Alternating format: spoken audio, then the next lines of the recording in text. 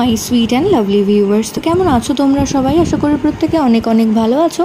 আজকে আবারও চলে এসেছি নতুন ইনফরমেটিভ ভিডিও নিয়ে। আজকে ভিডিওতে আমরা কথা বলবো গর্ভাবস্থায় ডাব খাওয়ার কথা। তো আমরা প্রত্যেকেই শুনেছি কম বেশি উপকারী গর্ভাবস্থায় ডাবের জল খাওয়া, কারণ গর্ভাবস্থায় ডাবের জল খেলে জন্ডিস, ডায়রিয়া এই ধরনের রোগ থেকে কিন্তু গর্ভবতী মা সুরক্ষিত থাকেন। কিন্তু ডাবের শাঁস খেলে খাওয়া কতটা উপকারী সেই বিষয়ে কিন্তু আমাদের ধারণা নেই।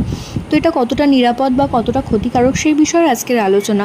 কারণ প্রত্যেকটা 100 গ্রাম ডাবের মধ্যে কিন্তু প্রোটিনের পরিমাণ থাকে প্রায় 3.5 গ্রাম, পটাশিয়াম থাকে 360 গ্রাম, সোডিয়াম থাকে 15 গ্রাম, ক্যালোরি থাকে 350 গ্রাম, তার সাথে সাথে অন্যান্য ফ্যাটের পরিমাণ থাকে 33 গ্রাম এবং কার্বোহাইড্রেট থাকে প্রায় 10 গ্রাম। তো ডাবের শাঁস এই সময় যদি গর্ভাবস্থায় খাওয়া যায় তো গর্ভের সন্তানের ত্বকের উজ্জ্বলতা বৃদ্ধি করতে সাহায্য করে।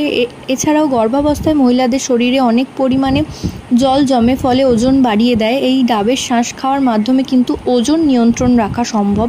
তৃতীয়ত, গর্ভাবস্থায় প্রত্যেক দিন মায়েদের ঘন ঘন খাবারের প্রয়োজন পড়ে। ডাবের শাঁস খেলে কিন্তু দীর্ঘক্ষণ পেট ভরা থাকে এবং ঘন ঘন খাবারের প্রয়োজনীয়তা থাকে না। গর্ভের সন্তানে কিন্তু সোডিয়াম, ক্যালসিয়াম, পটাশিয়াম বিভিন্ন ধরনের ভিটামিনের প্রয়োজন হয় এবং সেটি কিন্তু এই সময় ঘাটতি পূরণে খুব সহায়তা করে।